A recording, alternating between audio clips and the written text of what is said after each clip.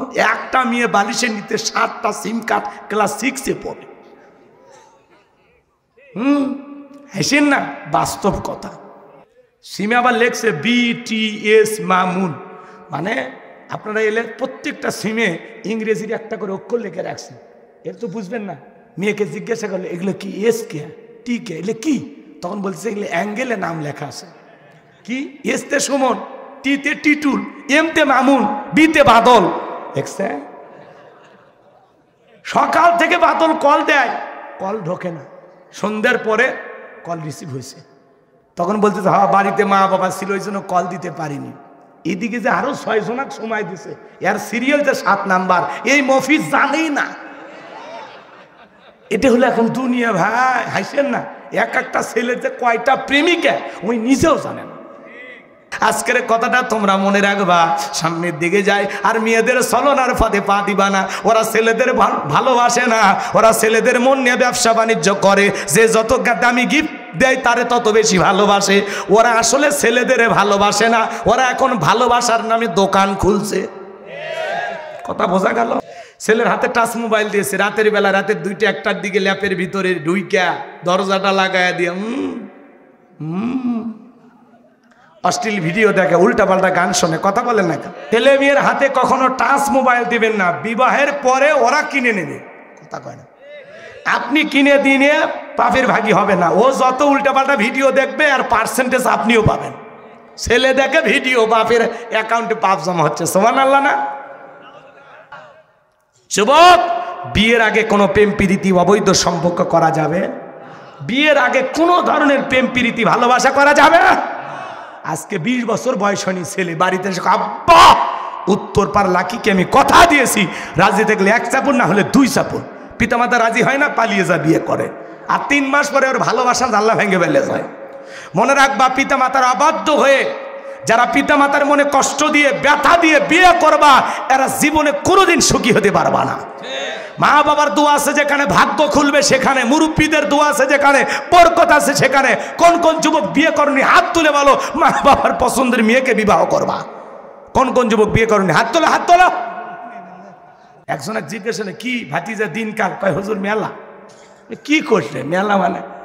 কয় হ্যাঁ, হিসাব করতে পারবেন না তো, ডায়েরি শেষ হয়ে যাবে। এরকম দুষ্ট পোলাপান। আগে দাখিল আলিম পরীক্ষা দিছে, প্রেম ভালোবাসা আমরা বুঝি নাই, আর এখন ক্লাস 5-এর ছাত্র কয় ওইটা আমার। কি জামানা এসে পড়ছে। আল্লাহ আমাদের হেদায়েত দান করেন, একটু জোরে বলেন না আমিন। আউযু বিল্লাহি মিনাশ শাইতানির রাজিম। বিসমিল্লাহির রাহমানির রহিম। বিতাড়িত মুরদাদ শয়তানের কাছ থেকে, অভিশপ্ত ইবলিসের কাছ থেকে আল্লাহ পাকের কাছে আশ্রয় প্রার্থনা চাচ্ছি। পরম করুণাময় অসীম দয়ালু আল্লাহ তাআলার নামে শুরু করছি। সূরার নাম ভুলে গেছে। সূরার নাম মনে থাকবে? সূরার নাম মুলক। মনে থাকবে তো ইনশাআল্লাহ? মুলক মনে থাকবে না? হ্যাঁ। আর যদি আপনারা ওইভাবে বলেন বাংলা ভাষায় মুলুক বলে না, রাগ করতেছেন? মুলুক, মুলুক। আর সঠিক উচ্চারণ করতে হলে কিভাবে? মুলক। মনে থাকবে তো ইনশাআল্লাহ? আল্লাহ কবুল করেন, জোরে বলুন আমিন। আল্লাহ রাব্বুল আলামিন বলেন, তাবারাকাল্লাযী বিয়াদিহিল মুলক ওয়া হুয়া আলা কুল্লি শাইইন কাদির। আমার আল্লাহ রাব্বুল আলামিন বলেন, মহামান্বিত সেই সত্তা যার হাতে সর্বময় কর্তৃত্ব, রাজত্ব পাওয়ার ক্ষমতা। তিনি হলেন সব বিষয়ের উপরে শক্তিমান, সব বিষয়ের উপরে একমাত্র ক্ষমতাবান। তিনি কে? আর একটু জোরে বলেন কে? আসমানে ক্ষমতা চলবে কার? জমিনে ক্ষমতা চলবে কার? সকল ক্ষমতার চাবিকাঠি একমাত্র কার হাতে? আসমান আর জমিনে, এর মধ্যে কারো কি অংশীদার আছে? মালিককে? লিল্লাহি মা ফিস সামাওয়াতি ওয়া মা ফিল আরদ। আকাশ আর জমিনের একচ্ছত্র মালিক আমার আল্লাহ। আল্লাহু আকবার বলেন। আল্লাহর চাইতে বড় কেউ আছে? হ্যাঁ, ওয়ালাম ইয়াকুল্লাহু কুফুয়ান আহাদ। আকাশ আর জমিনে আল্লাহর সমকক্ষ, আল্লাহর সমতুল্য আর কেউ নাই, আল্লাহর চাইতে বড় আর কেউ। কষ্ট হয়, কষ্ট হয়। আন্নাল কুওয়াতা লিল্লাহি জামিআ, সকল ক্ষমতার একমাত্র মালিক কে? সে আল্লাহ রাব্বুল আলামিন বলেন, তাবারাকাল্লাযী বিয়াদিহিল মুলকু ওয়া হুয়া আলা কুল্লি শাইইন কাদির। মহামান্বিত সেই সত্তা যার হাতে সর্বময় কর্তৃত্ব, রাজত্ব পাওয়ার ক্ষমতা, তিনি হলেন সব বিষয়ের উপরে শক্তিমান। তাহলে সকল ক্ষমতার একমাত্র মালিক কে? আর একটু জোরে বলেন কে? অনেকে ভাবতেছেন হুজুর আমরা তো জানি বহু মানুষ দুনিয়ায় ক্ষমতায় আছে, এরা কি? আপনাদের এলাকা থেকে একটা ছেলে যদি ঢাকায় চাকরি করে, একটা বাসায় যদি সে থাকে, ওর পরিচয় হলো কি? ভাড়াটিয়া। ওই বাসায় কিছুদিন যদি থাকে, পরিচয় কি ভাই? ভাড়াটিয়া। এ পৃথিবীর ভূখণ্ডে আল্লাহ কাউকে 5 বছর, কাউকে 10 বছর, কাউকে 20 বছর ক্ষমতার চেয়ারটা ভাড়া দেয়, ওদের পরিচয় হলো ভাড়াটিয়া। ওরা কেউ স্থায়ীভাবে ক্ষমতায় থাকতে পারবে না। এদিকে খেয়াল করেন, পুরো পৃথিবীর ক্ষমতা একমাত্র আল্লাহর হাতে। কথা কয় না? আল্লাহর চাইতে বড় ক্ষমতাধর কেউ নাই। সকল ক্ষমতার একমাত্র মালিক, একটু জোরে বলেন, সকল ক্ষমতার একমাত্র মালিক। সকল ক্ষমতার চাবিকাঠি একমাত্র আল্লাহর কুদরতি হাতে। আল্লাহু আকবার বলেন। যারা বলে ক্ষমতার উৎস জনগণ, ওরা পান দিয়ে ফুলে। ক্ষমতার উৎস জনগণ না, ক্ষমতার উৎস কে? জোরে বলেন কে? এই যে পুরো পৃথিবীতে যাদেরকে আল্লাহ তাআলা ক্ষমতা দেন, সেই কথা আল্লাহ তাআলা বলতেছেন, ক্ষমতা দেওয়ার মালিক কে? আল্লাহ রাব্বুল আলামিন বলেন, কুলিল্লাহুম্মা মালিকাল মুলকি তুতিল মুলকা মান তাশাউ ওয়া তানজিউল মুলকা মিম্মান তাশা ওয়া তুইজ্জু মান তাশাউ ওয়া তুযিল্লু মান তাশা বিয়াদিকাল খায়র ইন্নাকা আলা কুল্লি শাইইন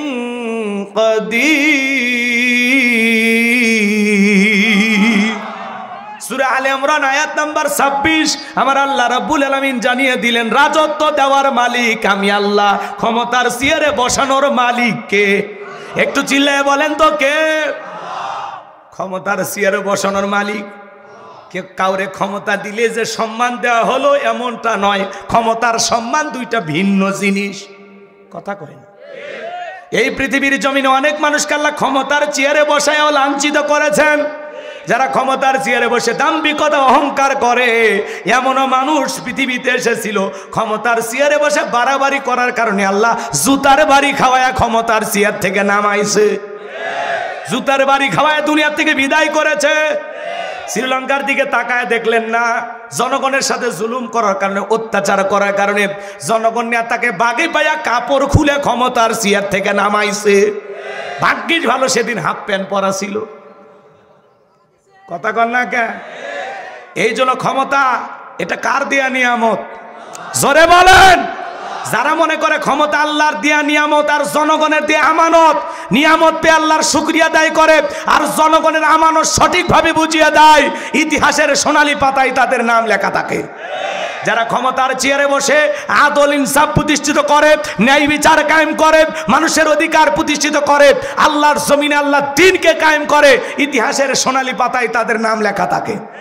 আর যারা ক্ষমতার চেয়ারে বসে জুলুম করে, অত্যাচার করে, ক্ষমতাকে বাপদাদার পৈতৃক সম্পত্তি মনে করে যা ইচ্ছা তাই করে, ওই সমস্ত রাজা বাদশা প্রধানমন্ত্রী সরকার, তাদের নাম ইতিহাসের কালো পাতায় লেখা থাকে। ঘৃণা নিয়ে মানুষ ওদের নাম উচ্চারণ করে। এমন নেতা আছে পৃথিবীতে তার নাম শুনলে মানুষ থুথু দেয়। একটু এই কথা কন, এরকম নাই? নাম বলার দরকার আছে কারো? এই জন্য ক্ষমতার চেয়ারে বসলে লাভ দেওয়া যাবে না। যত বেশি লাভ দিবা তত বেশি পড়ে যাবা। কথা কয় না? কথা কয় না? লাফালাফি করতে নাই। ক্ষমতা কার দেয়া নিয়ামত? কার দেয়া নিয়ামত? আল্লাহ স্পষ্ট বললেন, রাজত্ব দেওয়ার মালিক আমি আল্লাহ। ক্ষমতা দেওয়ার মালিক কে? ক্ষমতা কেড়ে নেওয়ার মালিক কে? অত ইজ্জু মান তাশা, সম্মান দেওয়ার মালিক কে? লাঞ্ছিত করার মালিক কে? বিয়াদিকাল খায়র, সকল কল্যাণের চাবিকাঠি কার হাতে? ইন্নাকা আলা কুল্লি শাইইন কদির। তিনি হলেন সব বিষয়ের উপরে শক্তিমান, তিনি হলেন একমাত্র ক্ষমতাবান। আল্লাহু আকবার বলেন। তাহলে কথা ক্লিয়ার না ভেজাল আছে বাজান? এই জন্য খুব মনোযোগ দিয়ে কথাগুলো শুনবেন, তাহলে সামনের দিকে যাব। রাগ করবেন না তো? অনেকে ক্ষমতায় বসে বড় বড় কথা বলতে আজকে নাই, আছে নাকি? আমার দেশেও এক শ্রেণীর মানুষ ছিল, বড় বড় কথা বলতো। আমরা বললাম ম্যাডাম পদত্যাগ করেন। আল্লাহ বলে কিসের পদত্যাগ?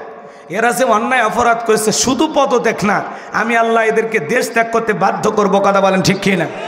ইন্না বাতশা রাব্বিকা লাশাদীদ, আল্লাহর পাকড়াও বড় কঠিন। আল্লাহ ধরে না, যেদিন ধরবে মামু বাড়ি দিল্লি গিয়ে পড়বে। কথা বলেন না কেন? 45 মিনিট সময় পাইছিল দেশ থেকে পালানোর জন্য।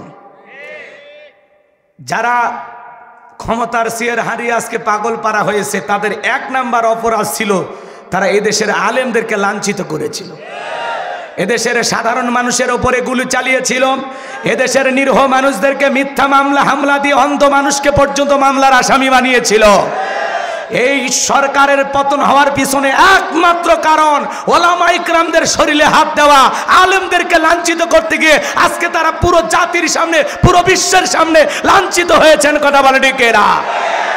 এই জন্য আমরা বলতে চাই, বিগত বছরগুলোতে যারা কোরআনের মাহফিলে বাধা দিয়েছিল, এখন আবার 2-1 নতুন করে শুরু করছে। আমরা বলতে চাই, তারা তাও 45 মিনিট সময় পাইছিল। ভবিষ্যতে কেউ যদি রাজাকার খেলতে চায়, নতুন করে ওলামা ইকরামদের শরীরে হাত দিতে চাই, আলেমদেরকে লাঞ্ছিত করতে চাই, মনে রাখবেন তাদেরকে যেরকম মানুষ ডাস্টবিনে নিক্ষেপ করেছে, আগামীতে যারা আলেমদের বিরোধিতা করবে, এদেশের ওলামা ইকরামদের লাঞ্ছিত করার ষড়যন্ত্র করবে, ওরা 45 সেকেন্ডও সময় পাবে না। কথা বলে ঠিক না? কষ্ট হচ্ছে আপনাদের? আলেমদের গায়ে হাত দিবেন না। বাক স্বাধীনতা থাকতে হবে। কথা আমি বলবো, চুরি করবেন বলা যাবে না, ডাকাতি করবেন বলা যাবে না, দুর্নীতির জোয়ারে দেশটাকে ভাসিয়ে এদেশের মানুষের রক্ত চুষে খাবেন বলা যাবে না। হ্যাঁ, মাস্তানি করেন, হ্যাঁ, কথা কন না কে? খুব বেশি কথা বলেন। যারা বড় বড় কথা বলতো ওদের কাছ থেকে শিক্ষা নেন। ওদেরও চাপা কম ছিল না, বাবার দেশ পালাই না, যায়নি। মাঝে মাঝে কল রেকর্ড ফাঁস হয়। সেদিন একটা কল রেকর্ডে দেখলাম উনি কাঁদলো, আমার খুব কষ্ট হয়েছে। বলে এভাবে দেশ থেকে আসবো আমি কখনো ভাবিনি। আমার এখন একটাই কষ্ট, আমি দেশ ছাড়া, ঘর ছাড়া। কথা কন। আপনি দেশ ছাড়া কেন হলেন? আপনি পদত্যাগ করে যদি জেলেও যাইতেন, তাও আপনার নেতাকর্মী আপনাকে বাহবা দিত, দেশের মানুষও শান্তি পাইত। কয়েক বছর পর ফুলের মালা দিয়ে আবার জেলখানা থেকে বের করত। আপনি তো ভুল করলেন। আমাদের ইরশাদ চাচাকে বলা হয় স্বৈরাচার শাসক। ইরশাদ চাচা ক্ষমতার থেকে পদত্যাগ করে জেলে গেছে, দেশ ছাড়েনি। বাপের বেটা। দেশনেত্রীর বেগম খালেদা জিয়া জেল খাটছে, অসুস্থ হয়ে দেশে পড়েছিল, দেশ ছাড়েনি। বাপের বেটি। কাতারের আমি রাজকীয় বিমান পাঠাইছে, সেই বিমানে বিদেশে গেছে। সম্মান কারে বলে? আর আপনি কি মিস করলেন? এভাবে একাই গেলেন। কথা কন না কেন? আবার বলে আমি দেশের কাছে আছি, চট করে ঢুকবো। আমরাও বলি মেয়ে মানুষ কতদিন বাইরে থাকবেন, কি হয় না হয়, আসেন এই দেশে আসেন, আমরাই দেখে রাখবো। বুবু আইবা তুমি আইবা গো, সেই দিন আইসা বুবু ক্ষমতা পাইবা না। বুবু আইবা তুমি আইবা গো, সেই দিন আইসা বুবু ক্ষমতা পাইবা না। খোঁজ নাই বহু কাদের কাকার, অবস্থা খারাপ দরবেশ বাবার, হাউ না গেলে কোনো সামনে আসে না। নেতা কর্মী সব জেলের ভিতর, আমি আসি ডরের ওপর, কখন জানি আসে গ্রেফতারি পরোয়ানা। বুবু আইবা তুমি আইবা গো, সেই দিন আইসা বুবু চিয়ার পাইবা না। ক্ষমতার চেয়ার থেকে নামা সহজ, ওই চেয়ারে ওটা কঠিন। আর আগামীতে আমরা সিদ্ধান্ত নেব, আর যাই হোক কোনো নারীকে এই দেশের প্রধানমন্ত্রী বানাবো না। আগামীতে বাংলাদেশের পুরুষ প্রধানমন্ত্রী চাই, যেই দলেরই হোক। কারা কারা হাত তুলে দেখান? লিল্লাহে তাকবীর। নারীদের দেখার দিন। এই বেটা ওইভাবে বললে মনে করবে হুজুর ওই করবে, বলার দরকার নাই, ওইটা অন্তরে গেঁথে যাবে সময় মতো। বসেন বসেন বসেন বসেন, জি জি ভয় নাই, চাচা তো সেই দেখতেছি। আল্লাহু আকবার, এটা জিকির করেন লা ইলাহা, জোরে লা,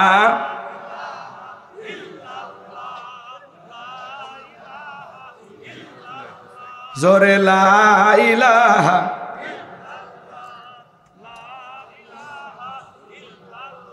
জোরে লা ইলাহা ইল্লাল্লাহ, জোরে লা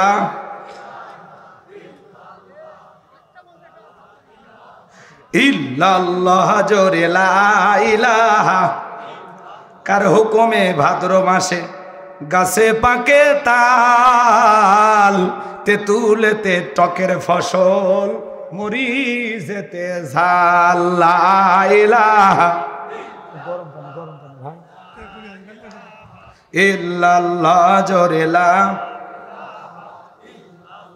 জোরে লা ইলাহা, জোরে লা ইলাহা ইল্লাল্লাহ, জোরে লা,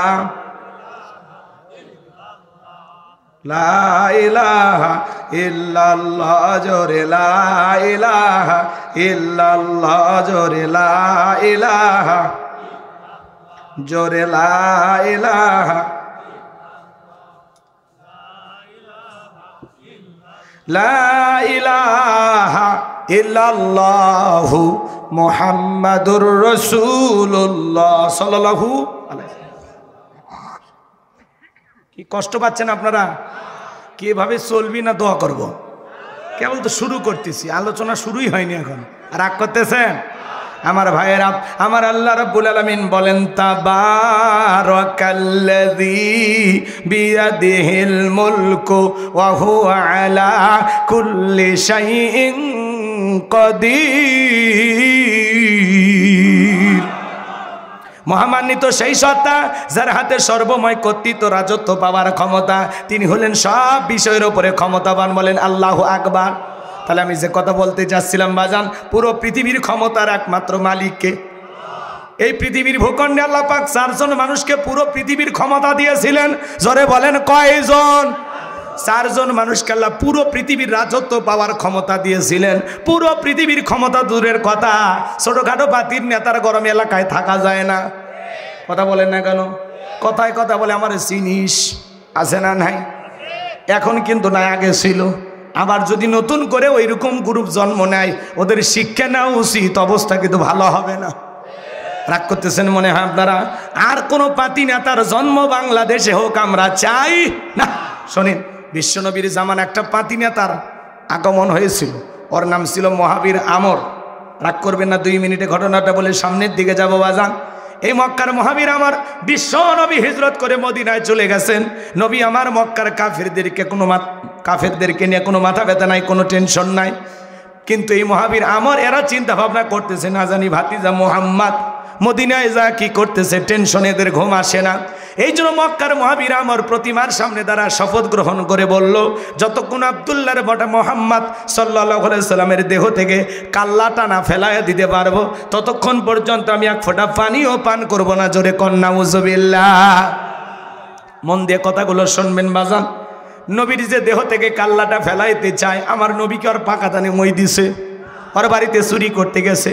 আমাদের নবীর কি কোনো অপরাধ আছে? নবী কালেমার দাওয়াত দেয়, কোরআনের প্রচার প্রসার করে, এটাই হলো অপরাধ। এটাই জালেমদের কাছে সহ্য হয় না। কথা বলেন ঠিক কি না? আমার ভাইয়েরা, আমি যে কথা বলতে চাই গভীর মনোযোগ দিয়ে শুনবেন। নবীর মাথা নেওয়ার ঘোষণা করে শপথ গ্রহণ করে যখন মদিনার পথে রওনা করলো, আল্লাহ তাআলা তার হাবিবের কানে এই খবরটা পৌঁছায় দিলেন, নবী গো, মক্কার মহাবীর আমার আপনার মাথা নেওয়ার ঘোষণা করে রওনা করেছে। নবী আমার টেনশনে পড়ে গেল, কি করা যায়, কি করা যায়। হযরত ওসমানকে ডেকে বলেন, আমার সাহাবী ওসমান, বলো তো, মক্কার মহাবীর আমার মাথা নেওয়ার ঘোষণা করে রওনা করেছে, তোমরাই বলো কি করা যায়। হযরত ওসমান ডেকে বলে, নবী আপনি আল্লাহর এত বড় পয়গাম্বার, আল্লাহ তাআলার কাছে দোয়া করেন, ওই মক্কার মহাবীর আপনার চেহারা দেখার আগে আল্লাহ যেন জমিন থেকে বলে বিদায় করে দেয়, ওরা হাত পা প্যারালাইজ করে দেয়। নবী আমার এই কথা শুনে হাত তুলে দোয়া করা শুরু করলেন, আল্লাহ ওই মক্কার মহাবীর আমার কাছে পৌঁছার আগে হাত পা এতটুকু শুধু বলেছেন। আল্লাহ আসমান থেকে বলে, জিবরাইল আর করিস না দেরি, আমার বন্ধু নবী মুহাম্মদকে জানায় দাও তাড়াতাড়ি। আমি আল্লাহ পাক শুধু 2 হাত দোয়া করার জন্য দেই নাই, মাঝে মাঝে জালেম আর বেঈমানদেরকে সাইজ করার জন্য ওই 2 হাতে লাঠিও তুলে নেওয়া লাগবে। বলেন আল্লাহু আকবার। জিবরাইল এসে বলে নবী দোয়া কবুল হবে না, হাত নামান। রাগ করতেছেন আপনারা? সব জায়গায় কি দোয়া দিয়ে কাজ হয়? অনেকে দেখবেন দোয়া করে আর দড়ি ফাঁকায়, মুনাজাত করে আর দড়ি ফাঁকায়। আপনাদের বোঝেন না, আগেকার দাদা চাচারা কিন্তু এরকম দড়ি ফাঁকাইতো। ওইটা কি দিয়ে? ঢেরা দিয়ে। আমাদের এলাকায় কয় বেললে, তাই না? গাইবান্ধায় বলে বেললে। এই দড়ি পাকায়, এরকম দড়ি পাকায়। অনেকে মুনাজাত করে দড়ি পাকায়, আছে না? আবার এক গ্রুপ আছে পিসার মাপে, মুনাজাত করে আর কি করে? পিসার মাপে। আর যারা খুব বেশি চালাক এরা চুপচাপ হাতে এইভাবে তোলে, কথা কয় না? আর যারা এই শেয়ানার ওপরও যারা আবার শেয়ানা বেশি, ওরা হাতে তোলে না, চুপ। হুজুর যখন বলে আমিন তখন বলে আমিন। হুজুর আজকের মুনাজাত সেই হয়েছে, ও কিন্তু দোয়াই ধরেনি, কথা কন আছে না ভাই? আছে না? তো মনে করেন এই গ্রামের, বলবো না না অন্য গ্রামে যাই, আপনারা আবার রাগ করবেন না তো? এটা হলো উদাহরণ, কথা বোঝানোর জন্য একটা কি উদাহরণ, এক্সাম্পল, রাগ করবেন না। তো মনে করেন এই ধাওয়াজ গ্রামের প্রতিদিন চুরি হচ্ছে, গরু ছাগল চুরি হয়, টাকা পয়সা চুরি হয়, এমনকি সুন্দরী বউটাও চুরি হয়। চোরের অত্যাচারে এই গ্রামে থাকা যাচ্ছে না। তো একজন 10 কেজি জিলেপি নন্দীগ্রাম বাজার থেকে নিয়ে ধাওয়াস আসছে, আসে ইমাম এশার নামাজ পড়ে দিয়ে করছে হুজুর না 10 কেজি জিলেপি দিলাম, একটু দোয়া করে দেন, আল্লাহ যে গজব দিছে, চোরের অত্যাচারে এলাকায় থাকা খুব কঠিন হয়ে গেছে, আল্লাহর কাছে দোয়া করেন, আল্লাহ যান চোরের হাত থেকে গ্রামের মানুষকে হেফাজত করে। কথা কন নাকি আপনারা? তো এইবার হুজুর 10 কেজি জিলেপি পায়ে হাত তুলে দোয়া করে, আল্লাহ চোরের হাত থেকে গ্রামবাসীকে হেফাজত করো। চোরও জিলেপি খাওয়ার আশায়, জিলেপির গন্ধ পাইয়া মসজিদে হাজিরি হয়ে কয় আমিন আমিন আমিন, কথা কয় না কেন? তাহলে বলেন তো বাজান, ওই জায়গায় চুরি বন্ধ করতে হলে দোয়া করে লাভ আছে? হ্যাঁ, এই যে আজকে মিজানুর রহমান আজারি ভাই মাহফিলে গেছে কথা বলার জন্য, 22 জন নারীকে লালমনিরহাটের পুলিশ গ্রেপ্তার করছে। কতজন? 22 জন নারীকে গ্রেপ্তার করা হয়েছে চুরির অভিযোগে।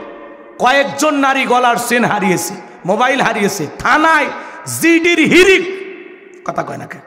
তো ডক্টর মিজানুর রহমান আজারি ভাই বাংলাদেশের রত্ন, তিনি কোরআনের মাহফিলে কথা বলার জন্য গিয়েছেন। আজকে লালমনিরহাটে দিনের বেলায় লক্ষ লক্ষ মানুষ তার কোরআনের কথা শোনার জন্য হাজির হয়েছেন। আল্লাহু আকবার বলে। এর ভিতরে কিছু চোর সুযোগ সন্ধানী, এরা পরিকল্পিতভাবে চুরি করতে গেছে, 22 জনকে পুলিশ আটক করেছে। লালমনিরহাটের প্রশাসনের একজন ভাই তারা এই বিষয়টা নিশ্চিত করেছেন। রাগ করতেছেন? বিরক্ত হয়েছেন আমার কথা? তো থানায় জিডির অভিযোগ, জিনিসপাতি হারিয়ে গেছে, কারো মোবাইল, কারো গলার চেন। এই যে বারবার সতর্ক করে দেওয়া হচ্ছে যে মাহফিলে গেলে একটু সাবধান থাকবেন, আপনার নিজের জিনিস নিজ দায়িত্বে তো রাখা লাগবে, মোবাইলটা যত্ন করে রাখবেন। গলায় কেন চেন পরে গেছেন? মাহফিলে গেছেন, কি দরকার চেন পরা? তো এই যে আজকে কিছু পরিকল্পিতভাবে এই ঘটনাগুলো ঘটতেছে, ওই যে কথাই আছে চোরে না শোনে ধর্মের কাহিনী। এখানে বক্তার দোষ দিয়ে লাভ নাই, আয়োজকদের দোষ দিয়ে লাভ নাই, কথা বলেন না কেন? মসজিদ থেকে জুতা চুরি বন্ধ হয়নি আজ পর্যন্ত। আমরা সেই দেশে বসবাস করি, সুবহানাল্লাহ। কি তাও সুবহানাল্লাহ? রাগ করতেছেন? আমি 3 জোড়া জুতা আমার হারিয়ে গেছে মসজিদ থেকে। গত 2 বছর আগে আমার মসজিদের মাইক, যেখানে আমি জুমার খুতবা দিই, সেই মসজিদের মাইক চুরি হয়ে গেছে। তা যারা মসজিদের মাইক চুরি করে এরা কি মুসলমান? যারা মসজিদে জুতা চুরি করতে আসে এরা কি মুসলমান? ওরা মুসলমান সাজে, মুসল্লি সাজে। তো ওই যে বিশাল একটা গ্যাদারিং, ডক্টর মিজানুর রহমান আজারি ভাই, লক্ষ লক্ষ মানুষ তার মাহফিলে যায়। এই সুযোগে চোরেরা মনে করে যাক আজকে 1 বছরের চুরি একদিনে করব, যে কয়টা বারে মোবাইল চুরি করে দেয়। কথা কন ঠিক কি না? এই জন্য ভাইয়েরা আমার 22 জন নারীকে আটক করা হয়েছে। অনেকেই চেন হারিয়েছেন, মোবাইল হারিয়েছেন, থানায় জিডির হিরিক পড়ে গেছে। আজহারি সাহেবের মাহফিলে চুরি, এটা নিয়ে সবাই আতঙ্ক করতেছে।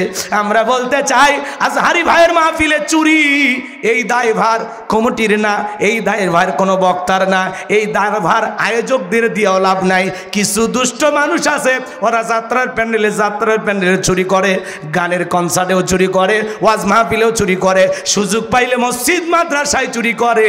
যারা চুরি করা স্বভাব, বইয়ের জিনিসও চুরি করে বিক্রি করে। চোর তো চুরি, সুযোগ পাইলে মায়ের জিনিসও চুরি করে বিক্রি করবে। এই সমাজে যদি চুরি আপনারা বন্ধ করতে চান, লাগবে কার আইন?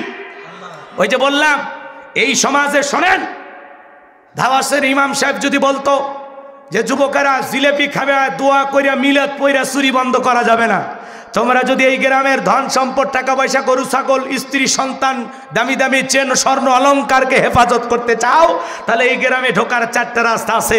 4 রাস্তার মোড়ে মোড়ে মাগরিব থেকে ফজর পর্যন্ত বাংলার লাঠি নিয়ে দাঁড়ায় থাকবা। চোরকে দেখা মাত্র এমন পিটাইবা যাতে 6 মাসেও মাজা সোজা করে দাঁড়াইতে না পারে। চোরকে হাত তুলে আমিন কইতো নাকি তওবা করে ভালো হয়ে যেত। এজন্য চুরি বন্ধ করতে হলে লাগবে কার আইন? কথা বলেন না কেন? আল্লাহ রাব্বুল আলামিন আইন দিয়েছেন, ওয়াসসারিকু ওয়াসসারিকাতু ফাকতুউ আইদিয়াহুমা জাযাআম বিমা কাসাবা নাকালাম মিনাল্লাহ। সূরা মাইদার 38 নম্বর আয়াতে 1500 বছর আগে আল্লাহ আইন দিয়েছেন, চোর পুরুষ হোক আর নারী হোক, আল্লাহর বিধান, আল্লাহর আইন, আল্লাহর ফয়সালা হলো চোরের ডান হাতের কবজি কেটে দাও। একটা চোরকে নিয়ে যায় যদি আমরা বাইতুল মোকাররমের সামনে নিয়ে চোরের হাত কেটে সোশ্যাল মিডিয়াতে সুন্দর করে যদি আমরা প্রচার করতে পারতাম যে বাংলাদেশের পার্লামেন্টে আইন পাস করা হলো, আজ থেকে চুরি করলেই চোরের হাত কেটে দেওয়া হবে, সেটা নারী হোক আর পুরুষ হোক, ডান হাতের কবজি কেটে দেওয়া হবে। একটা চোরের হাত কেটে সোশ্যাল মিডিয়াতে আমরা যদি ফলাও করে প্রচার করতে পারতাম, বাংলাদেশের সমস্ত চোরেরা তওবা করে আল্লাহর ওলি হয়ে যেত। কথা বলেন ঠিক কিনা? কিন্তু কে শোনে কারো কথা? আজও গেল না মনের ব্যথা। এখন উচিত কথা যদি কই, পিঠের ওপর দিয়া যাবি মই। এ আনন্দ কিছু লোক কিনে খাবে বগুড়ার স্পেশাল দই। যত দোষ নন্দ ঘোষ, সত্যটা বললে দোষ, করলে অন্যায়ের প্রতিবাদ, নামটা হবে তোমার মৌলবাদ, নামটা হবে তোমার জঙ্গিবাদ। 53 বছর ধরে প্রত্যেকবার মুসলমান ক্ষমতায় আসলো, মুসলিম শাসক দেশ চালাইছে, একটা বার নামাজের ন্যূনতম বিল পার্লামেন্টে পাস করলো না। চুরির আইন, কথা কয় না কেন? যে বাংলাদেশের আইন চালু করা হলো, আল্লাহর বিধান অনুযায়ী চোরকে ধরে কি করা হবে? হাতের কবজি কেটে দেওয়া হবে। একটা চোরের হাত কেটে খালি টেস্ট করেন, টেস্ট। মাহফিলে চুরি করবি আর মসজিদের মাইক চুরি করবি, আর আজারি ভাইয়ের মাহফিলে ওয়াজ শুনবার যায় গলার চেন চুরি করবি। হ্যাঁ, চেন রাস্তাত পরে থাকে, ডাক দিয়ে বলবে কার চেন, কোন বোন আছেন, এই যে চেন দেখা যায় নিয়ে যান। চোর টাচও করবে না। কথা ক কি? আজকে দোকানে দোকানে সিসি ক্যামেরা, তারপরে চুরি হয়ে যাচ্ছে। কথা বলে না কেন? এমনকি সিসি ক্যামেরাও চুরি হয়ে যায়। এই সমাজে চুরি বন্ধ করতে হলে লাগবে কার আইন? আমরা যখন এগুলো বলি কয় না এগুলো ব্যাকডেট, এগুলো চলবে না। মনে রাখবেন, লন্ডন আমেরিকার আইন দিয়ে সমাজ পরিবর্তন করতে পারবেন না। লন্ডন আমেরিকার আইন দিয়ে চুরি দুর্নীতি বন্ধ করতে পারবেন না। ভারতের পানি পড়া দিয়ে সমাজকে পরিবর্তন করা যাবে না। লেনিন কার্মার্ক্সের নিয়ম নীতিতে সমাজ পরিবর্তন করা যাবে না। এই সমাজে শান্তি প্রতিষ্ঠিত হবে সেই দিন আল্লাহর কোরআন দিয়া জমিনটা চলবে যেই দিন। এই জমিনে আল্লাহর আইন চালু হোক। কারা কারা চান হাত তুলে দেখা? লিল্লাহি তাকবীর। এই জন্য ওয়াজ মাহফিলে দোষ দিয়ে লাভ নাই। আজারি সাহেবের মাহফিলে চুরি, তাহলে মানুষ কি ওয়াজ শুনতে যায় নাকি চুরি করতে যায়? এই সমালোচনা করে লাভ হবে না, কারণ বিশাল গ্যাদারিং, বিশাল গ্যাদারিং, বোঝেন নাই? ওখানে কিছু সুযোগ সন্ধানী মানুষ যায় ওই সময়টাকে কাজে লাগানোর জন্য। কথা বলে না কেন? যেখানে লোকজনের ভিড় সেখানে চুরি হয় কিনা? শহরেও দেখবেন যেই জায়গাতে লোকজনের বেশি ভিড় ওই জায়গাতে দেখবেন ছিনতাইকারী বেশি, পকেটমার বেশি। এটা বক্তার দোষ দিয়ে লাভ নাই। ডক্টর মিজানুর রহমান আজারি ভাই আজকে লালমনিরহাটে নতুন এক ইতিহাস। উত্তরবঙ্গে এত বড় মাহফিল আর কখনো মানুষ চোখে দেখেনি। লক্ষ লক্ষ, কয়েক লাখ মানুষ এসে হিসাবই করা যাবে না। আল্লাহু আকবার বলেন। এই যে ইসলামের গণজোয়ার, যেভাবে ওলামা ইকরামদের কথা শোনার জন্য এই দেশের তরুণেরা ছুটে যাচ্ছে, ট্রেনের এদিক খেয়াল করেন, ট্রেনে চড়ে হাজার হাজার মানুষ। ওই এলাকার কর্তৃপক্ষ যারা আছে বলতেছে ট্রেনে চড়ে যারা যাবে তাদের জন্য যাতায়াত ভাড়া ফ্রি। সুবহানাল্লাহ কন। তো আমি শুনলাম একটা দুর্ঘটনা ঘটছে, ট্রেন থেকে নাকি একটা ছেলে পড়ে যায় মারা গেছে। তা আল্লাহ যেন তারে মাফ করে দেয়। একটু জোরে বলেন না আমিন। ট্রেন থেকে পড়ে একটা ছেলে মারাও গেছে হাজারি ভাইয়ের মাহফিল থেকে ফেরার পথে। তো এরকম লক্ষ লক্ষ মানুষ গেছে, দুর্ঘটনা একটা ঘটতেও পারে। তো এখানে তো দোষ নাই, অনেক সময় তো এরকম হয়, তাই না ভাই?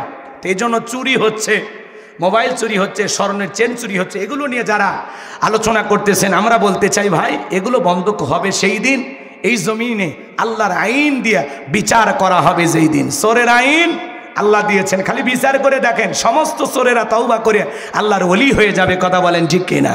লিল্লাহে তাকবীর। সম্মানিত ভাইয়েরা আমার, আমি যে কথা বলতে চাচ্ছিলাম বাজান, জিবরাইল এসে বলে নবী আল্লাহ দোয়া কবুল করবে না। আপনি সাহাবায়ে কেরামদের মধ্যে ঘোষণা করেন আপনার সাহাবীদের মধ্যে এমন কেউ কে আছে যে মক্কার মহাবীর আমরের সাথে মোকাবেলা করবে? নবী আমার ডেকে বলেন ও আমার সাহাবীরা, আল্লাহ তাআলা দোয়া কবুল করে নাই, তোমরাই বলো তোমাদের মধ্যে এমন কেউ কে আসো যে মক্কার মহাবীর আমরের মোকাবেলা করবা? কোনো মানুষ দাঁড়ায় না, কোনো সাহাবী দাঁড়ায় না। হযরত আলী দাঁড়িয়ে গেলেন, বলুন আল্লাহু আকবার। নবী আমার ডেকে বলে আলী রে, তুমি কি জানো ওই মক্কার মহাবীর আমর এক বেলা খায় 21 কেজি 3.5 মণ ওজনের তরবারির যুদ্ধ করে, এত বড় বীরের সামনে তুমি কেমনে যাইবা? তুমি বসে পড়ো। হযরত আলী বসে বললেন। নবীজি দ্বিতীয়বার বলেন আমার সাহাবীরা, তোমাদের মধ্যে এমন কেউ কে আছো যে মক্কার মহাবীর আমরের মোকাবেলা করবা? আবারও হযরত আলী দাঁড়িয়ে গেছেন। নবীজি তৃতীয়বার বলেন, আবারও হযরত আলী দাঁড়িয়ে গেছেন। নবী তখন দুইটা হাত বাড়ায় বলে আলী, আলী রে আয় আয় আমার বুকের ভিতরে আয়। এই কথা বলে নবী হযরত আলীকে বুকের সঙ্গে জড়ায় নিলেন আর ডেকে বলে আলী এত বড় বীরের সামনে যাইতে চাস? তোর জানে কি মায়া দয়া নাই? হযরত আলী ডেকে বলতেছে নবী আমার ভিতরের ঈমান বলতেছে ওই মক্কার মহাবীর আমর আপনার চেহারা দেখার আগে ওরে আমি জমিন থেকে বিদায় করে দেব। বলুন আল্লাহু আকবার। ঈমানের একটা পাওয়ার থাকার দরকার আছে না নাই? যে ঈমান প্রয়োজনে জ্বলে ওঠে না, যে ঈমান সত্য ন্যায়ের কথা বলে না, যে ঈমান অন্তরে নাই, যে ঈমান অন্তরে নাই মুখে ফোটায় কথার কলি, কিভাবে তারে বলো ঈমান বলি, কিভাবে তারে বলো ঈমান বলি। যে ঈমান প্রয়োজনে জ্বলে ওঠে না, যে ঈমান সত্য ন্যায়ের কথা বলে না। জোরে বলেন মারহাবা। নবী আমার ডেকে বলে আলী রে খালি হাতে দোয়া করে কাজ হবে না। ওসমান তোমার বাড়িতে কি তরবারি আছে? হযরত ওসমান ডেকে বলে নবী আমার বাড়িতে একটা তরবারি আছে 27 ইঞ্চি লম্বা। নবী আমার ডেকে বলে যাও ওসমান তরবারিটা নিয়ে আসো। এখন তো তরবারির কথা শুনলেই বলবে জঙ্গি জঙ্গি। আসলে বাংলাদেশে কোনো জঙ্গি নাই, ওরা জঙ্গির নাটক সাজাইতো আর জঙ্গির পরিচালক ছিল আসল মানুষ। নাম বলবো? দরকার নেই, নাম নিতেও লজ্জা লাগে। বেটা ভয় না বেটা, লজ্জা লাগে। রাগ করতেছেন? বাংলাদেশে কোনো জঙ্গি নাই, ওরা জঙ্গির নাটক সাজাইতো। কথা কি বুঝছেন? ওদের নাম যত নিবেন তত ওদের প্রচার হবে। দরকার আছে কি? কারা এগুলো নাটক সাজাইতো? বিগত 16 বছর যারা ক্ষমতার চেয়ারে বসেছিল। তাই তো বলি এত জঙ্গি কোথা থেকে আসে? হঠাৎ করে এখানে জঙ্গি বিশাল বাড়ি গেরাহ করে রাখে, বলে সারা রাত অভিযান চলে, দেখা যায় কয়েকটা দাঁড়িয়েলা বলে আগে ভাগেই ভিতরে ঢোকায় রাখতো, দিয়ে মানুষের আতঙ্ক। বাংলাদেশের মানুষও বুঝাইতো যে অলি গলি জঙ্গিতে ভরে গেছে, আমরা ক্ষমতা থাকলে জঙ্গি নিধন করব, না হলে তোমরা একেবারে শেষ হয়ে যাবা। এলে নাটক ইস্যু তৈরি করতো। মানে ওরা জঙ্গির নাটক, বিভিন্ন নাটক তৈরি করিয়া পাবলিককে ওই দিকে দৃষ্টিপাত করতো যে এদিকে তাকাও জঙ্গি ধরছে, আর এদিকে ক্ষমতার 2 বছর 4 বছর 5 বছর কেটে যায়, বছরের পর বছর ক্ষমতায় থাকে, কখন যে 16 বছর হচ্ছে আমরা জানি না। কথা কয় না? এই জন্য বাজান ওদেরকে সেনা বড় দায়, সামনের দিকে যায় মজা পাবেন। যে কথা আমি বলতে চাচ্ছিলাম, এইবার হযরত ওসমান তরবারি এনে দিলেন। নবী আমার হযরত আলীর হাতে তরবারি ধরায় দিলেন। হযরত আলী তরবারি পায়ে মারছে দৌড়াইতে দৌড়াইতে আমরের মুখোমুখি হয়ে গেছে যখন, এইবার আমর ডেকে বলে কি রে পিচ্চি আলী তুই কেন আমার সামনে? হযরত আলী বলতেছে পিচ্চি নাকি পরে বুঝাইতেছি। বলেন আল্লাহু আকবার। আর একটু জোরে বলেন আল্লাহু আকবার। এইবার শোনেন ভাইয়েরা আমার, আলী হযরত আলী তরবারিটাতে দাগ টানতেছেন, দাগ টানা বোঝেন, একটা দোয়া পরে দাগ টানতেছেন। এই দোয়াটা পরে বাড়ির চতুর্দিকে ফু দিতে পারলে বড় বড় দুর্ঘটনার হাত থেকে আল্লাহ আপনার পরিবারকে হেফাজত করবেন। বলুন আল্লাহু আকবার। কি সেই দোয়াটা শুনবেন? হযরত আলী দোয়া পড়তেছেন আর দাগ টানতেছেন। দাগ টানা বোঝেন না বদরের মানুষ? এইবার দাগটা টানার পরে তরবারিটা উঁচু করে বলতেছে এই মক্কার কাফেরের বেটা আমর, তোর যদি সাহস থাকে দাগটা পার হয়ে দেখা, এ আয় আয়, খেলা হবে, আয়। আল্লাহু আকবার বলেন। বাড়িতে ঢুকছে চোর, বাড়িওয়ালা ল্যাংরা, দুই পাই নাই, কিছু না হোক যদি ওই বাড়ির লোকটা আওয়াজ দিতে পারে কণ্ঠ দিয়ে, কেরে চোর, থাকবি না, ভাগে দৌড় মারবি। একটা আওয়াজে অনেক কিছু ঘটে, কথা বলে ঠিক কি না? সম্মানিত ভাইয়েরা আমার, মন খারাপ করবেন না বাজান, আমি যে কথা বলতে চাচ্ছিলাম, ওই যে কথায় আছে ছোট মরিচের ঝাল বেশি। হযরত আলী বলতেছে বাপের বেটা হয়ে থাকলে দাগটা পার হয়ে দেখা, এ আয়, দাগটা পার হয়ে নবীজির কাল্লা নিতে যায়, আয়। আল্লাহু আকবার বলেন। হযরত আলী আর আমর বাজা বাজা ভাব, পুরো ঘটনাটাই শুনবে আছে, কারা কারা শুনবেন একটু হাত তোলেন তো বাজান, লিল্লাহি তাকবীর। হাত নামান, একটু অপেক্ষা করেন।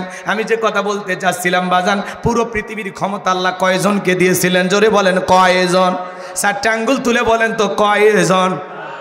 আর জোরে, এই জোরে বলে না, একটু মিছিল করার অভ্যাস করেন, সামনে মিছিল করা লাগবে, বলাই ধার দিয়ে রেডি থাকেন। রাগ করতেছে আমার ভাইয়েরা, গভীর মনোযোগ দিয়ে শুনে যান বাজান। আমি গুনাহগার যে কথা বলতে চাচ্ছিলাম, পুরো পৃথিবীর ক্ষমতা আল্লাহ 4 জনকে দিয়েছিলেন, এর মধ্যে 2 জন ইমানদার, সুবহানাল্লাহ বলেন। একজনের নাম হলো নবী সুলাইমান।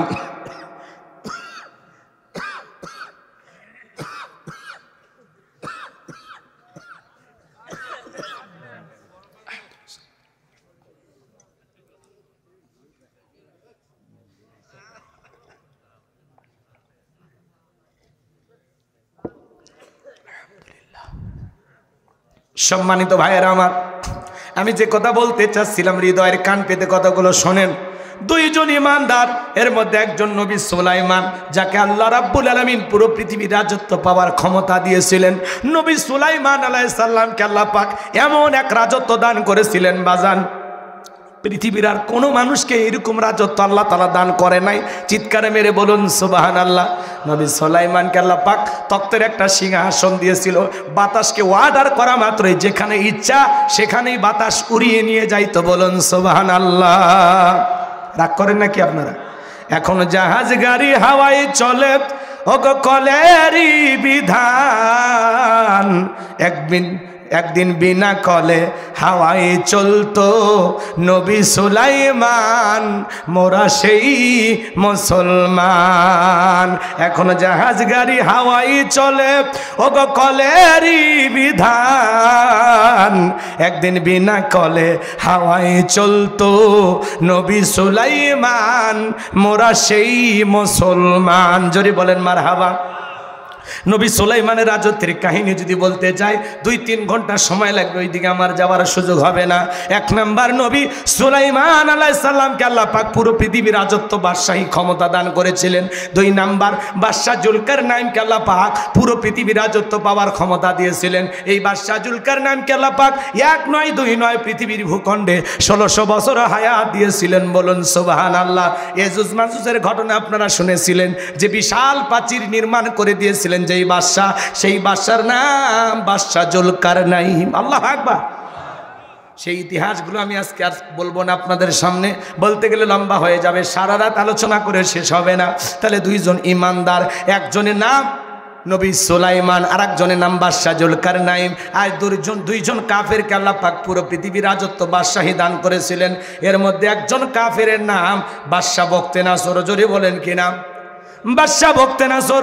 আল্লাহ পাক তাকে এমন একটি জামানায় পাঠিয়েছিলেন, যেই জামানার পয়গাম্বার ছিল নবী দানিয়েল আলাইহিস সালাম। আল্লাহর পয়গাম্বার নবী দানিয়েল আলাইহিস সালাম তার কওমের মানুষদেরকে সুন্দর করে দাওয়াত দিয়ে বলেন, ইয়া বানি ইসরাঈল যাকুরু নি'মাতি আল্লাতী আন'আমতু আলাইকুম ওয়া আন্নী ফাদ্দালতুকুম আলাল আলামিন।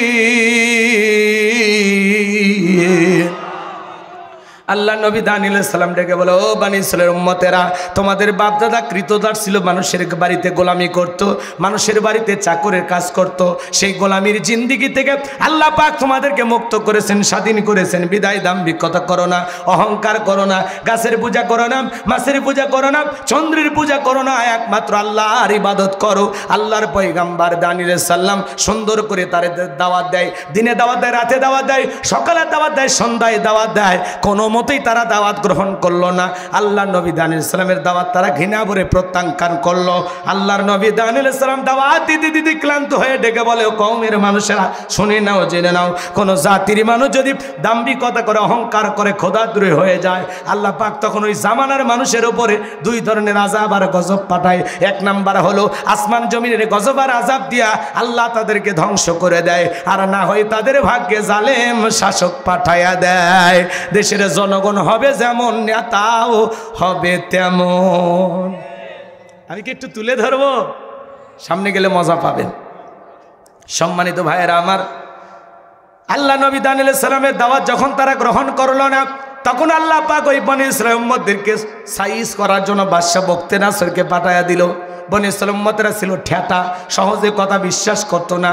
নবীরা যদি বলতো আল্লাহর আযাব আসবে, বলে আগে আযাব নিয়ে আসেন।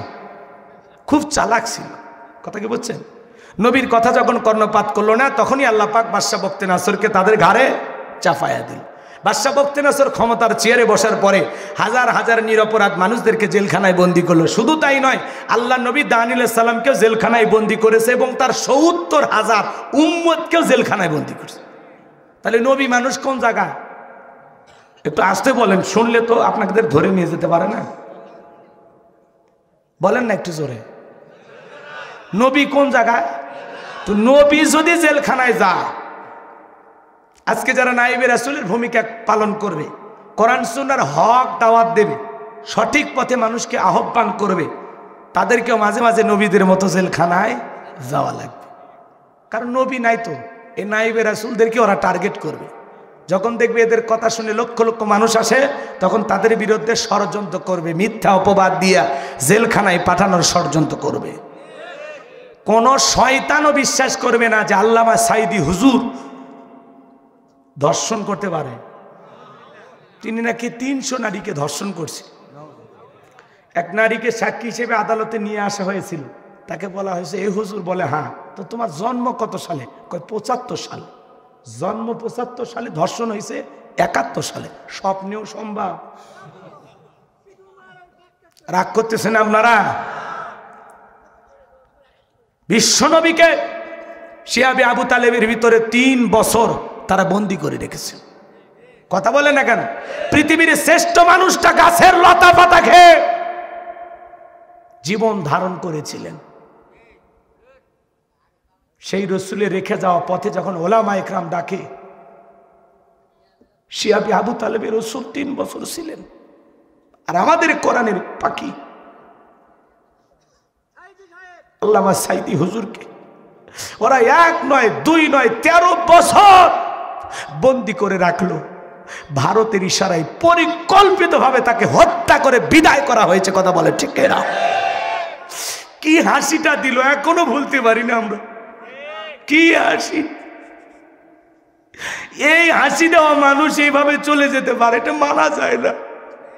নিজের মা বাবা মারা গেলেও মানুষ এতটা কাঁদে না আল্লামা সাঈদী হুজুরকে হারিয়ে যতটা কেঁদেছে। কথা বলে ঠিক না? আল্লামা সাঈদীর লাশ দেহটা যখন তারা ধুয়ে দিচ্ছিল, আরে কিভাবে গালি মুখে চুমা খায়। সেই আল্লামা সাঈদী হুজুরের জানাজা পর্যন্ত ওরা ঠিক মতো পড়তে দিত না, বাধা দিত। 1 বছর সময় লাগেনি, 1 বছর সময় লাগেনি। আল্লামা সাঈদী হুজুরকে যারা বিদায় করে দিয়েছিল, আজকে তারা ক্ষমতার চেয়ার হারিয়ে দেশ ছাড়া হয়েছে। 1 বছরও লাগেনি, 1 বছরও লাগেনি। এই জন্য বাজান জুলুম করতে নাই। কি সুন্দর কথা বলতেন, মানুষকে কিভাবে বুঝাইতেন, এইভাবে দরদ মাখা তাফসীর। উনি হলেন তাফসিরুল কোরআন মাহফিলের রূপকার। কথা বলেন ঠিক কিনা? আমরা যত বক্তাই ওয়াজ করি সবাই আল্লামা সাঈদী হুজুরকে ফলো করি। তার ক্যাসেট শুনে আমরা ওয়াজ করি। কথা বলেন না কেন ভাই? যতই শুনি ওনার মতো আমরা বলতে পারবো? ওনার মতো বক্তার হবে ভাই? মিজানুর রহমান আজহারী ভাইয়ের জনপ্রিয়তা আছে, কিন্তু আল্লামা সাঈদীর মতো কেউ হবে না। সাঈদী একজন, 100 বছরে এমন মানুষ, আর এই সোনার দেশে আসবে কিনা আমরা জানি না। আহারে, ওনাকে জামাতের আমির ডক্টর শফিকুর রহমান বলেছেন যে আল্লামা সাঈদী হুজুরের সাথে যখন দেখা হইতো উনি আমাকে 2টা কথা বলতেন, যে ভাই আমার 2টা স্বপ্ন, আল্লাহ যদি আমাকে জেলখানা থেকে বের করে দেয়, আমি জেলখানা থেকে বের হতে চাই 2টা স্বপ্ন নিয়ে। 1 নম্বর, আল্লাহ যদি আর একবার উন্মুক্ত ময়দানে কোরআনের একটি আয়াতের তাফসীর করে যদি আমি আমার দেশবাসীকে শোনাইতে পারতাম, এটা আমার 1 নাম্বার আশা। আল্লাহু আকবার বলে। বলে আমি আর একটা বার উন্মুক্ত পরিবেশে দেশের মানুষকে কোরআনের একটা আয়াতের আলোচনা শুনাইতে চাই, এরপরে আমার মৃত্যু হলে আফসোস নাই। আর আমার 2 নাম্বার আশা, আল্লাহ যদি আমাকে কখনো জেলখানা থেকে বের করে, আমি জীবনে একটা বারের জন্য হলেও আল্লাহর ঘরে গিয়ে সিজদায় পড়ে আল্লাহ তাআলার শুকরিয়া আদায় করব। কিন্তু এই সোনার মানুষদের জীবনের শেষ আশা পূরণ হয় নাই। আল্লাহ তো তার বিশেষ বান্দাদের জন্য কিছু আশা, ভরসা, ভালোবাসা রিজার্ভে রাখে। আল্লাহ হয়তো এর চাইতে উত্তম পুরস্কার তাকে দিবেন। কথা বলে ঠিক কিনা? আল্লাহ কোরআনের ফাঁকে আল্লামা সাঈদী হুজুরের কবর আল্লাহ জান্নাতের বাগান বানায় দেন। আল্লাহ তাকে জান্নাতের উচ্চ মাকাম দান করেন। জোরে বলুন আমিন। মুফতি আমির হামজাকে যারা ষড়যন্ত্র করে জেলখানায় বন্দী করেছিল, আজকে মুফতি আমির হামজার সম্মান কমেছে না বেড়েছে? লক্ষ লক্ষ মানুষ তার মাহফিলে যায় মানুষ। কথা বলে ঠিক কিনা? আল্লামা মামুনুল হক শাইখুল হাদিস ইবনে শাইখুল হাদিস, তার মাহফিলে লোকজন কমেছে না বেড়েছে? এই জন্য আলেমদেরকে জেলে ভরে দেশ থেকে বিতাড়িত করে কখনো এই দেশের মানুষের মন থেকে মুছে ফেলতে পারবেন না, কারণ এই দেশের মানুষ আলেমদেরকে কলিজা দিয়ে মহব্বত করে। ডক্টর মিজানুর রহমান আজহারী ভাই 4.5 বছরের বেশি সময় দেশের বাইরে ছিলেন, এরপরে দেশে এসে এই যে কোরআনের মাহফিলে কথা বলতেছেন, জনপ্রিয়তা কমেছে না বেড়েছে? আগে মানুষ হইতো 2 লাখ 3 লাখ, এখন তার মাহফিলে লোক হয় 20 লাখ 25 লাখ। আল্লাহু আকবার বলেন। লিল্লাহি তাকবীর। হেরে যাবে ওদের হিংসা, জিতে যাবে আমাদের ভালোবাসা। মন্তব্য করে গন্তব্য ঠেকানো যায় না। ষড়যন্ত্র করে এদেশের মানুষের মন থেকে আলেমদেরকে আপনারা মুছে ফেলতে পারবেন না। যারা আলেমদেরকে মুছে ফেলতে আসবে ওরা ইতিহাসের পাতা থেকে মুছে যাবে। কথা বলেন লিল্লাহি তাকবীর। আমার ভাইয়েরা, লম্বা আমি করব না বাজান, সামনের দিকে যাই। আমি গুনাহগার যে কথা বলতে চাচ্ছিলাম, আল্লাহ নবী দানিয়েল আলাইহিস সালাম তার উম্মতদেরকে ডেকে বলে, কি ব্যাপার, কই গেল তোমাদের অহংকার, কই গেল তোমাদের সুখে থাকার দিন? আজকে তো ঠিকই জালেম শাসক ধারে চেপেছে, জেলখানায় বন্দি করেছে, এখন তোমাদের কই গেল ভালো থাকার দিন? উম্মতেরা কাঁদে আর ডেকে বলে, পয়গম্বর আপনার কথা যদি বলকের মতো সত্য হবে আমরা বুঝতে পারি না। ও নবী, আর গাছের পূজা করব না, মাছের পূজা করব না, চন্দ্রের পূজা করব না, সূর্যের পূজা করব না, একমাত্র আল্লাহর ইবাদত করব। আপনি যা বলবেন এখন থেকে আমরা তাই করব, শুধুমাত্র জেলখানা থেকে মুক্তি পাওয়ার ব্যবস্থাটা করে দেন। আল্লাহ নবী দানিয়েল ডেকে বলে, শোনো, সত্যি যদি তোমরা তাওবা করে ফিরে আসতে চাও, আল্লাহর গোলামিতে লিপ্ত হয়ে সারাটা জীবন কাটাইতে চাও, তাহলে আমি গভীর নিশীতে রাত 12টার পরে যখন আল্লাহ বলে ডাক দেব, আমার সঙ্গে সবাই ঘুম থেকে জাগ্রত হয়ে আল্লাহ বলে ডাক দিবা। একমাত্র আল্লাহ পারে বাদশা বখতেনাছরের জেলখানা থেকে মুক্ত করার ব্যবস্থা করে দিতে। আল্লাহ নবী দানিয়েল আলাইহিস সালাম রাত 12টার পরে আল্লাহ বলে ডাক দিয়েছেন। আপনারা একটু চিৎকার মেরে ডাক দেন আল্লাহ। জোরে জোরে শরীরের সবটুকু আবেগ ভালোবাসা নিয়ে বলেন আল্লাহ। আরেকবার বলেন আল্লাহ। আল্লাহু আকবার। হার্টে কোনো সমস্যা থাকলে আল্লাহ দূর করে দেবে। ডাকতে এত কৃপণতা করেন কে? চিৎকার মেরে ডাক দিন। আমার ভাইয়েরা গভীর মনোযোগ দিয়ে শুনবেন বাজান। আল্লাহ নবী দানিয়েল আলাইহিস সালামের ডাকে সাড়া দিয়ে তার ৭০,০০০ উম্মত ঘুম থেকে জাগ্রত হতে হয়েছে। সবাইকে নিয়ে আল্লাহ নবী দানিয়েল আলাইহিস সালাম সিজদায় লুটিয়ে বললেন, চোখের পানি ছেড়ে দিয়ে কান্না করতে লাগলেন। আল্লাহর কাছে দোয়া করে বলেন, আল্লাহ আমার উম্মতেরা ভুল করেছে, অন্যায় করেছে, তারা ফিরে আসতে চায় তোমার পথে। আল্লাহ আমার উম্মতদেরকে আপনি মাফ করে দেন। এখন থেকে তারা একমাত্র আপনার গোলামি করবে, আপনার ইবাদত করবে। আল্লাহ গো দয়া করে আপনি আমার উম্মতদেরকে মাফ করে দেন। নবী দানিয়েল আলাইহিস সালাম যখন কাকতি মিনতি সহকারে চোখের পানি ছেড়ে আল্লাহ তাআলার কাছে দোয়া করতে লাগলেন, আল্লাহ তাআলা দোয়া মঞ্জুর করলেন। ডেকে বলে, পয়গম্বর কান্না করতে হবে না, অচিরে আমি বাদশা বখতিয়ার জেলখানা থেকে মুক্ত করার ব্যবস্থা করে দেব। বলুন আল্লাহু আকবার। ওই রাত্রিতে বাদশা বখতিয়ারকে আল্লাহ পাক এমন একটা ভয়ঙ্কর মারাত্মক স্বপ্ন দেখায়া দিয়েছেন। স্বপ্ন দেখে বাদশা চিৎকার মেরে উঠছে। আশেপাশে যারা সিকিউরিটি দিত, নিরাপত্তা কর্মী ছিল, যারা বাদশাকে পাহারা দিত, ওরা দৌড়ে এসে বলে, নেতা এত জোরে চিৎকার মেলেন, ব্যাপারটা কি? বলে, চেহারার দিকে তাকায় দেখো, আমি কি আতঙ্কে আছি, কতটা ভয় পেয়েছি। যাও, এ রাজ্যের মধ্যে যত স্বপ্নের তাবির কারক আছে, স্বপ্নের ব্যাখ্যা বলতে পারে, ওদেরকে সবাইকে আমার দরবারে নিয়ে আসো। পরের দিন সকালবেলা হাজার হাজার লোক যখন বাদশার দরবারে উপস্থিত হয়েছে, বাদশা বখতিয়ার যখন স্বপ্নের কথাগুলো বলতে যাবেন, ওই সময় আল্লাহ তাআলা সমস্ত স্বপ্নের কথাগুলো নিয়ে যায় আল্লাহ নবী দানিয়েল আলাইহিস সালামের মাথার মেমোরিতে সেভ করে দিলেন। বলুন সুবহানাল্লাহ। এইবার বাদশা যখন স্বপ্নের কথা বলতে যায়, গতকাল রাত্রে কি যেন স্বপ্ন দেখলাম আর বলতে পারে না, স্বপ্নের কথা ভুলিয়ে দিলেন তিনি কে? আল্লাহ। এ ভাতিজা 12টা বাজছে, আবার আসবে।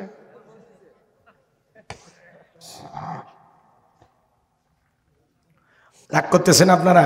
আপনাদের টাইম এখনো আছে আধা ঘন্টার উপরে, আমার এর মধ্যেই হয়ে যাবে ইনশাল্লাহ। রাগ করতেছেন? লিল্লাহি তাকবীর। মাঝে মাঝে একটু আওয়াজ দিবেন, তাহলে ঘুম ধরবে না। ঝিমাচ্ছেন আপনারা? কি ঝিমাচ্ছেন? তা তাকবীর দেন, লিল্লাহি তাকবীর। এদিকে শোনেন আমার ভাইয়ের, আমি যে কথা বলতে চাচ্ছিলাম, এইবার বাদশা যখন স্বপ্নের কথা ভুলে গেল, তখন ডেকে বলে, জনগণ শোনো, গতকাল রাত্রে স্বপ্নে কি দেখেছি, স্বপ্নের কথাও তোমাদেরকে বলতে হবে, স্বপ্নের ব্যাখ্যাও তোমাদেরকে বলতে হবে। জনগণ ডেকে বলে, বাদশা এ তো পাগলামি কথা, স্বপ্ন দেখেছেন আপনি, আমরা কিভাবে বলবো? বাদশা কি স্বপ্ন দেখেছে দেশের জনগণ কি জানে? এটা কি বলা সম্ভব? কথা কন না কেন? আপনারা স্বামী স্ত্রী এক খাটে ঘুমান না, আপনার বউ স্বপ্নে কি দেখে আপনি জানেন?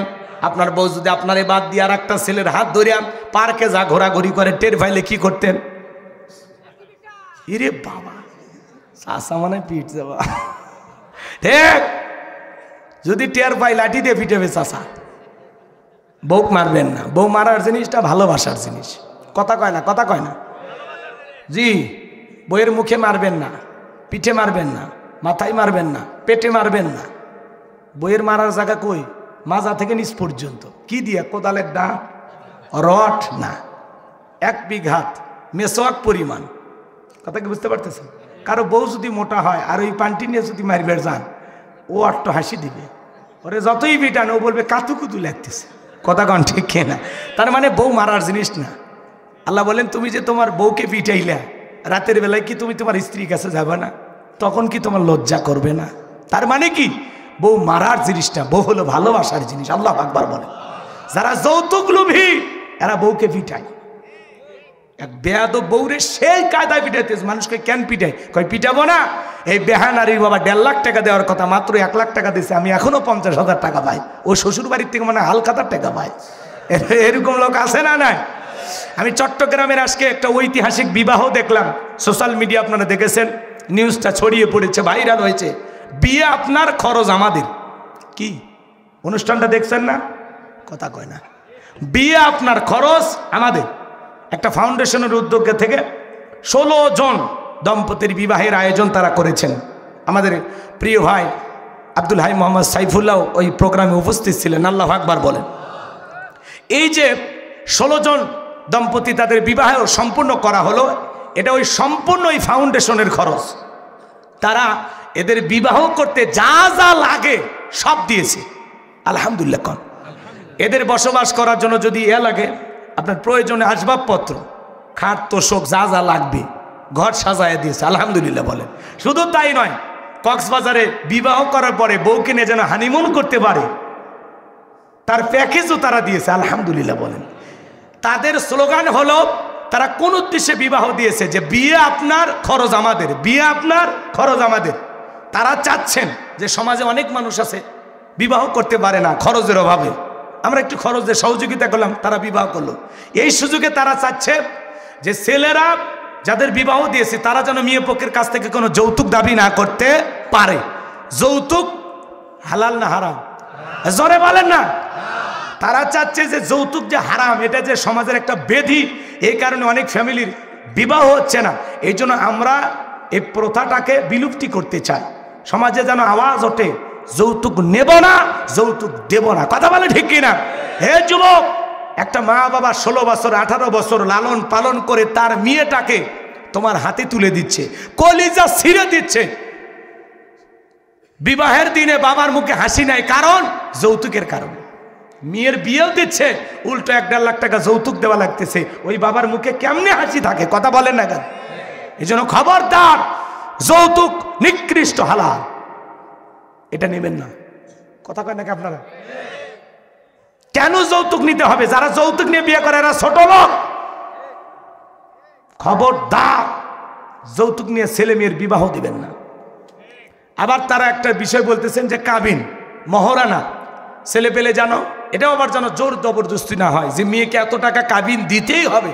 এটা জোর জবরদস্তি কেন? ছেলে তার সামর্থ্য অনুযায়ী, সাধ্য অনুযায়ী মেয়েকে মহরানা দিয়ে তার ঘরে তুলবে। কথা বলে ঠিক কিনা? এটাতেও জোর জবরদস্তি করা যাবে না। এটা হলো তাদের প্ল্যান। আলহামদুলিল্লাহ, শুনে ভালো লেগেছে।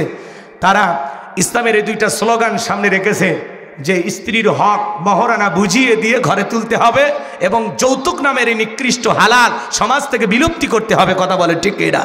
যৌতুকের কারণে অনেক পরিবারে মেয়েটা যুবতী হয়েছে, মা বাবা বিবাহ দিতে পারে না, মানুষের কাছে যে হাত পাতায় যে 500 টাকা 1000 টাকা দেন, মেয়েটা আমার যুবতী হয়েছে, বিবাহ দিতে পারতেছি না, জামাই বাড়িতে পাঠাবো। এই যে সমাজে একজন হাত পাততেছে তার মেয়েটাকে বিদায় করে দেওয়ার জন্য, এমন সমাজ তো আমরা চাই না। কথা বলে ঠিক এরা? কেন একজন বাবা মেয়ে যুবতী হয়েছে বিবাহ দেওয়ার জন্য হাত পাতবে? কেন? কেন? হে যুবক, বিয়ে করো, 1 টাকা যৌতুক নিও না, স্ত্রীর মহরানা দিয়ে ঘরে তোলা, আল্লাহ বরকত দিবে। হালাল সম্পর্ক হালাল ভাবে উদ্বোধন করতে হবে, এর মধ্যে যেন হারাম মিশ্রিত না হয়। কথা কয় না? বিয়ে ইবাদত, সেখানে যৌতুক কেন নিচ্ছেন? এই যৌতুকের কারণে কত পরিবার নিঃস্ব হয়ে যায়। জামাই বাড়িতে টাকা দিতে দিতে দিতে শ্বশুর ফকির হয়ে যায়। কথা বলেন? 1 মাস পর পরই যৌতুক দেওয়া লাগে। ও সাজন, ওরা যে খায় না, ছোট লোক যে ওরা, শ্বশুর বাড়ির থেকে এইভাবে জোর করে জবরদস্তি করে খাওয়ার চাইতে ভিক্ষা করে খাওয়া ভালো। বলে আমাদের 500 জন 300 জন আসবে। বাপ রে বাপ, অমুক বংশের লোক, আমরা এত সারা বরযাত্রী যাই না, কি চাপায়া দেয়। কথা বলে না কেন? যেই বিয়েতে যত খরচ কম সেই বিয়েতে তত বরকত বেশি। সুবহানাল্লাহ কোন? এই জন্য যারা কন্যা পক্ষের উপরে জোর করে বলে আমাদের 50 100 200 লোক আসবে, না হলে আমরা যাব না, এরা আসলে খায় না। এইভাবে জোর করে একটা মেয়ে পক্ষের উপরে জুলুম না করে ভিক্ষা করে খাওয়া ভালো। হাসেন না চাচা, এটা হাসির কথা লয়। বা রাগ করেন কেন? কন্যা পক্ষের লোকজন যদি বলে ভাই আমি 20 জন 10 জন, আলহামদুলিল্লাহ। পারলে আপনার ছেলের বিয়ে না, 5টা গরু দিয়ে 5000কে খাওয়ান, আপত্তি নাই। অনুষ্ঠান হবে ছেলের বাড়িতে। হ্যাঁ, কার বাড়িতে? অনুষ্ঠান করো, দেখি কত টাকা আছে তোদের, খাওয়া, মানুষকে খাওয়া। রাগ করতেছেন? তাহলে তারা যে এই যে স্লোগান দিয়েছেন, বিয়ে আপনার খরচ আমাদের, এই যে স্লোগানটা ভালো লাগছে না? তারা আবার রংপুর বিভাগে আসবে, এইভাবে বিভিন্ন বিভাগে তারা কার্যক্রম চালিয়ে যাবে যে যৌতুক নেবেন না এবং মহর দিয়ে এই যে সমাজে যেন প্রত্যেকটা নারী তার অধিকার ফিরে পায়, এই জন্য তারা কাজ করবে। আমরাও চাই এই সমাজের প্রত্যেকটা পরিবার থেকে এই আওয়াজ উঠুক যে যৌতুক নিয়ে আমি আমার ছেলেকে বিবাহ করাবো না, ইনশাআল্লাহ। পারলে মেয়ের হক মহরানা আল্লাহ দিয়ে ফরজ বিধান পালন কইরা ছেলের বউকে ঘরে তুলবো। আল্লাহ যেন আমাদের হেদায়েত দান করেন। একটু চিল্লা বলেন আমিন। কাঁচা পায়খানা খাওয়া যেমন হারাম, কন্যা পক্ষের কাছ থেকে জোর করে যৌতুক নেওয়া তেমনি হারাম। তো জীবনে তো ওটা খাইলেন না, এটা খেতে মজা লাগে না? আল্লাহ যেন হেদায়েত দান করেন। চিল্লা বলেন আমিন। কথা পরে ওয়াজের মাঝখানে কথা বলে কথা হারিয়ে দেবে, শোনো শোনো শোনো সম্মানিত ভাইয়েরা আমার, আমি যে কথা বলতে চাচ্ছিলাম বাজান, গভীর মনোযোগ দিয়ে কথাগুলো শোনেন।